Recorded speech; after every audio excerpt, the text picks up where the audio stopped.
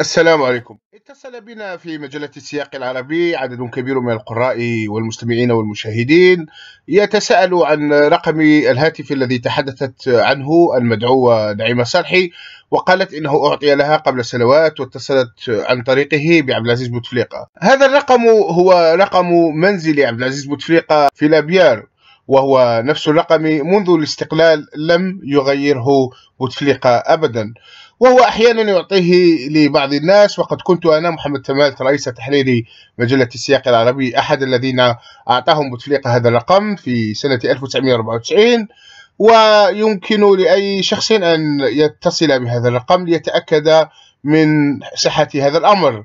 الرقم هو 021 60 34 59 021 60 34 59.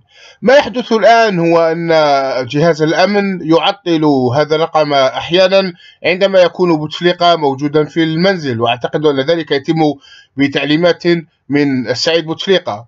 فإذا اتصلتم بهذا الرقم ووجدتموه مشوشا عليه فاعلموا بأن بوتفليقة موجود في المنزل.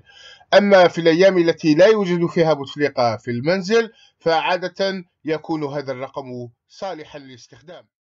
بعد لحظات سوف تستمعون إلى البريد الصوتي لمنزل بوتفليقة بصوت بوتفليقة نفسه، وهو يطلب باللغة الفرنسية من كل متصل به أن يترك رقم هاتفه.